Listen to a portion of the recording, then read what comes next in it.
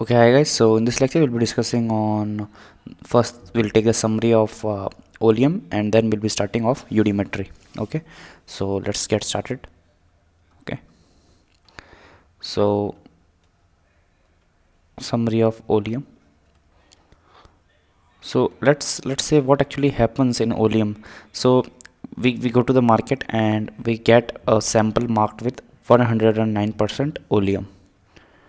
Okay, Oleum is nothing but a mixture of SO3 gas plus H2SO4. Okay, when we write 109% on the Oleum sample, that means that out of this sample we will be getting 109 grams of H2SO4 upon mixing 9 grams of water in it. Okay, so what does it mean? So first of all, we don't know what is the concentration or what is the weight percentage or mass percentage of SO3 and H2SO4 in the Oleum sample. Okay, we only know that upon mixing 9 gram of water in it, we will be getting 109 gram of H2SO4 from the bottle or from the sample. So how does it happen? We don't know the concentration or the weight percentage of SO3 and H2SO4, but we know one thing, that upon mixing SO3 on water, or water when mixed with the solution which contains SO3 and H2SO4, the SO3 will react with the water molecule to create H2SO4. Okay, so now we know that we are using 9 grams of water in it. So we know that it is 0.5 moles. Okay, similarly 0.5 moles here would be consumed. Okay, and 0.5 moles of H2SO4 would be produced. So 109 is the maximum possible amount of H2SO4 which we can get from the Oleum sample. Okay, so if we are getting maximum moles of or maximum weight of H2SO4, then all of the SO3 gas which was earlier present in the mixture of Oleum, which is SO3 plus H2SO4, should be burned up to produce 0.5 moles of H2SO4. Correct? So this should not be remaining at the end. Okay, and similarly I can say that for H2O also it should not be remaining at the end. Okay, only H2SO4 should be present. So now what we can say, that if 0.5 moles of H2SO4 are produced, then at max 0.5 moles of SO3 gas should be present in the mixture. Okay, so this much is clear. Okay, and we know one more thing, that mixture of SO3 and H2SO4 combined weight is 100 grams.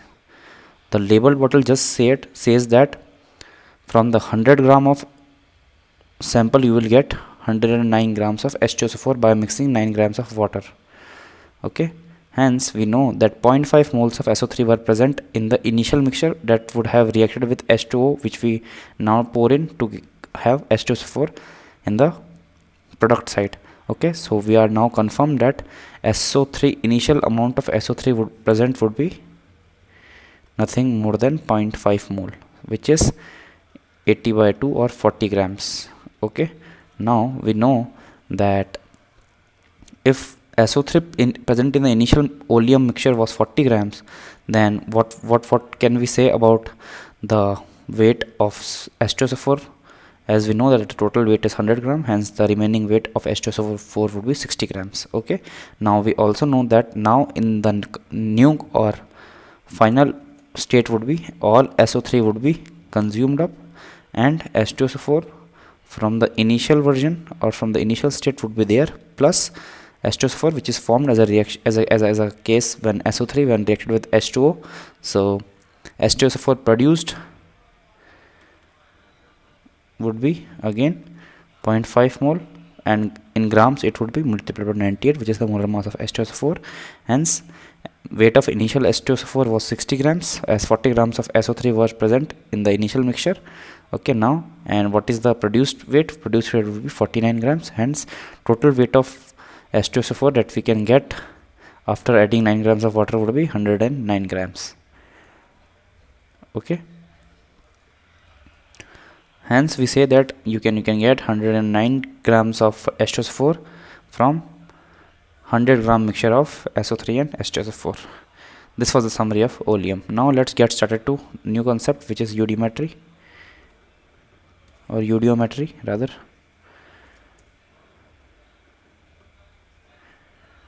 Okay, so chemical reaction performed with the help of sparks is known as eudiometry.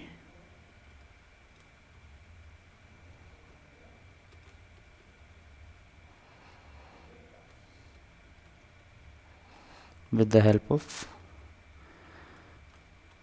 sparks.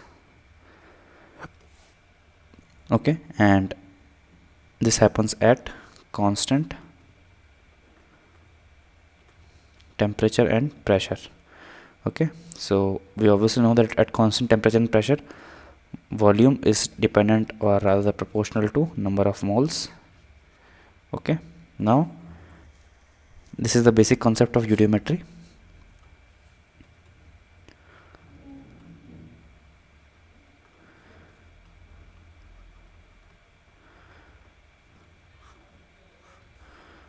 Okay, so next, at constant temperature and volume, P is directly proportional to N, or pressure is directly proportional to the number of moles. Okay, so now let's see some examples on the same. We have 2 moles of H2G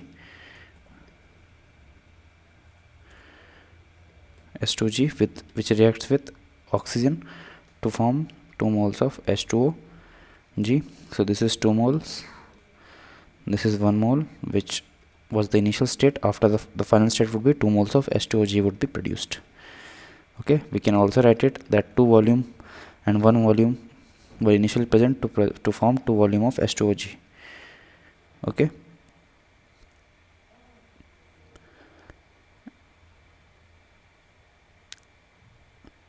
or we can indirectly say that at pressure equals to 1 atm and temperature equals to 100 degrees Celsius, or other temperature above 100 degrees Celsius, we can say that this 2 volume and this 1 volume, or rather let me rewrite the equation. So it would be something like, we have 2H2O, or rather 2H2G reacting with O2G, forming 2H2L. Okay, now if we have 2 volume, I'm talking about this case, if we have 2 volume of H2G reacting with 1 volume of O2G, then after the completion of reaction, the H2L will be in negligible amount because temperature is above 100 degrees Celsius, which is the boiling point of water. Okay, so let's look at some assumptions. So we have assumptions like volume of solid and liquid are negligible with respect to gas. Volume of solid, liquid, negligible with respect to gas. Next we have that until and unless not specified, the reaction conditions should be considered ordinary conditions. Phase of H2O should be considered liquid. Okay, if not mentioned,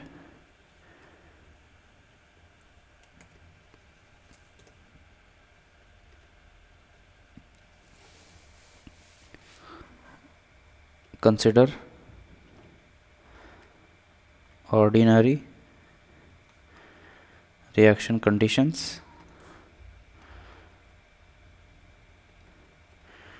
and phase of water as liquid. Okay, now until unless not specified, gas should be considered as inert. So if not specified, consider gas as inert.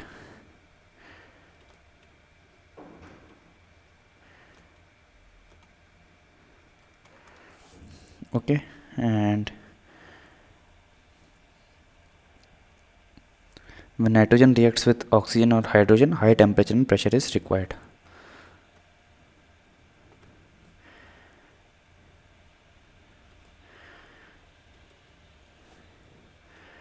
O2 or H2.